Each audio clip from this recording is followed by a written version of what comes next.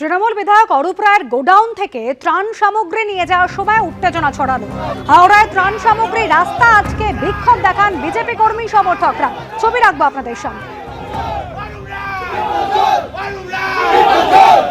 ত্রাণ সামগ্রী নিয়ে যাওয়া হচ্ছিল, সেই সময় এভাবেই বিজেপি কর্মী সমর্থকরা তারা বিক্ষোভ দেখান। তাদের অভিযোগ যে ত্রাণ সামগ্রী সাধারণ মানুষের পাওয়ার কথা সেটা না করে অন্যত্র পাচার করার চেষ্টা করা হচ্ছিল। আর তারই প্রতিবাদে তৃণমূল বিধায়ক অরূপ রায়ের বাড়ির সামনে চোর চোর স্লোগান, বিক্ষোভ।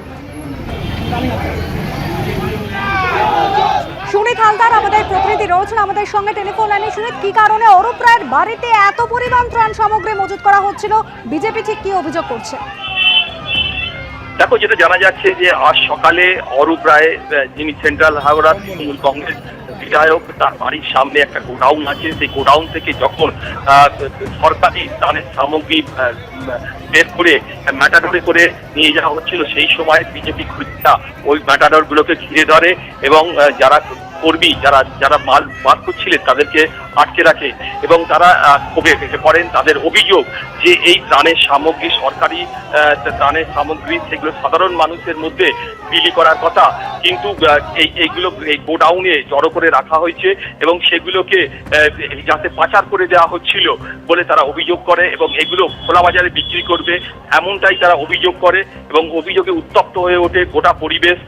খবর যায় পুলিশের কাছে, পুলিশ আসে ঘটনাস্থলে এবং গাড়িগুলোকে এই মুহূর্তে আটক করে রাখা হয়েছে। যেটা জানা গেছে যে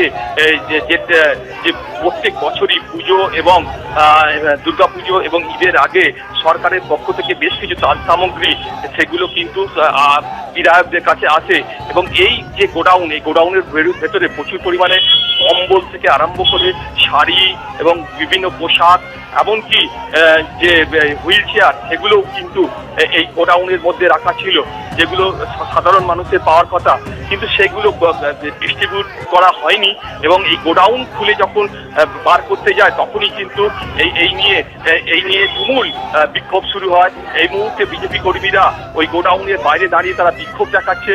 তারা বলছে যে সরকারি যে চালান অনুযায়ী যে মাল এখানে এসেছে এবং যেটা বার করা হচ্ছে তার সরকারি চালান কোথায়, সেই চালান যদি না দেখানো যায় তাহলে তা বার করতে দেবে না এবং এই নিয়ে তারা কিন্তু বিক্ষোভ দেখাচ্ছে।